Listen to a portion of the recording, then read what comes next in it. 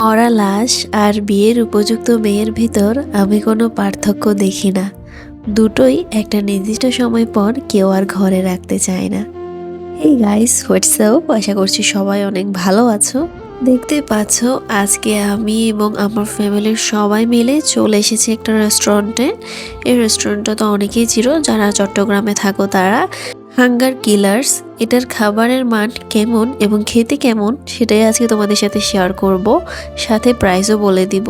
তবে এটার ইন্টেরিয়র অনেক বেশি ভালো, অনেক বেশি সুন্দর, আর লাইটিংয়ের জন্য অনেক বেশি ভালোই লাগছিল দেখতে। যাই হোক, মেন হচ্ছে খাবারটা।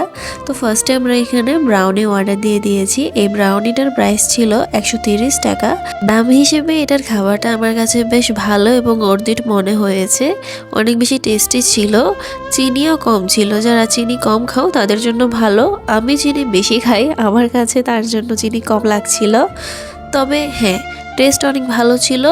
আর একজন খেলে এটা পেট ভরে যাবে, যাদের পেট ছোট। যেহেতু ঠান্ডা লাগছে, আমরা অর্ডার করে ফেলেছি থাই স্যুপ। থাই স্যুপও আমার কাছে অনেক বেশি ভালো লাগে। স্যুপের মধ্যে এই থাই স্যুপটাই আমার অনেক বেশি পছন্দ। আর পিৎজার কথা কি বলবো, আমার কাছে পিৎজা সবচেয়ে ফেভারিট। বর্তমানে মোমোর চেয়েও বেশি আমার পিৎজাটাই ভালো লাগে।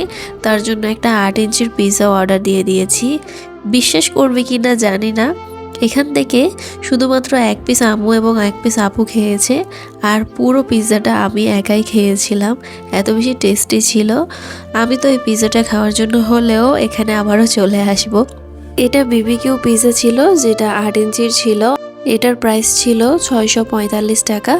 আমার কাছে বেশ ভালোই লেগেছে। আসলে মজা হলে একটু দাম বেশি হলেও ভালো লাগে। আর থাই স্যুপের প্রাইস ছিল 280 টাকা।